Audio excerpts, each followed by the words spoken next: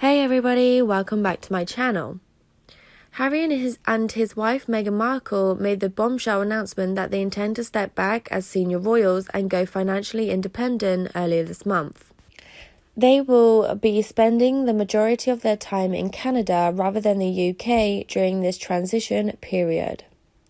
While the couple would have preferred to have split their time evenly between Britain and North America, the settlement they reached with the Queen rules that they cannot develop a half-in-half-out hybrid role. Yet, at the height of the fallout with Prince William, a source told The Times in September 2018 that there have been various ideas for the Duke and Duchess of Sussex to take on a job abroad, such as Governor-General of Australia or Canada. This is not the first time a royal has attempted to redefine their position of authority after their royal role has collapsed, though, according to Philip Aid's 2011 biography, Young Prince Philip, His Turbulent Early Life. Alice, Prince Philip's mother, wanted her husband to become the president of Greece after the monarchy in Greece was kicked out. Prince Philip's father was Prince Andrea of Greece and Denmark, whose own father ruled Greece as king for 50 years. After various uprisings against both the government and the monarchy before World War I, and then in the early 1920s, the royals were forced into exile. Philip's family were stripped of their Greek nationality and forced to settle in St. Cloud in Paris using Danish passports. Yet in 1927, Alice tried to come up with a solution to provide Andrea with an authoritative role in Greece once again.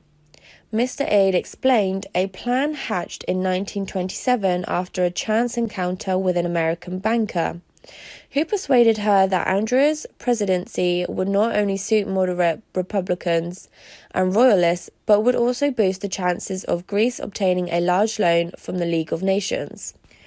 To this end, Alice dashed about canvassing politicians and diplomats, and even arranged an audience at Buckingham Palace with George V, who was horrified by her idea and promptly squashed it, observing tersely that ladies get carried away and that it would be most unwise for Prince A to go near Greece.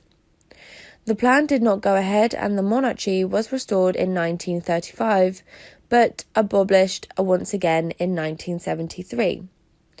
Alice then suffered from a long period of poor mental health for much of Philip's youth, but by 1945 she had recovered significantly and was concentrating on Philip's future.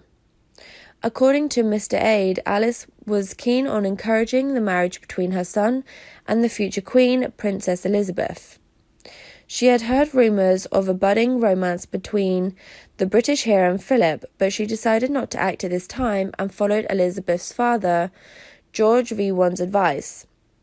He wrote to her in February 1945 and said, "The best hopes are to let it happen, if it will, without parents interfering." The young people appear generally devoted, and I think after the war it is very likely to occur.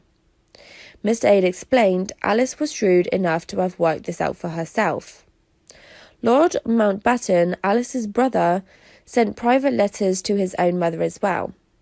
She reassured him that she had long talks with Alice and that she had found her to be most sensible about everything regarding Philip. The letter revealed Alice was aware about the future plans for her son, but felt that they lie in the hands of Providence and that she will not try to interfere in any way, as opposed to her behaviour with Andrea. Harry and Meghan's future is yet uncertain. Some believe they may return their brand Sussex Royal into a commercial venture, but there are various obstacles that stand in their way, such as opposition from Buckingham Palace and difficulties with trademarking. However, it is not just the Governor-General role which has been suggested to the royals. Canadian Westminster expert Philippe Lagasse told National Post in June 2018 that Harry could even be crowned as Canada's king. He claimed that the Canadian Constitution does not specify whose nation's monarch should be, as long as the office of the Queen remains untouched. Thank you for listening. For more celebrity news, please like, comment and subscribe.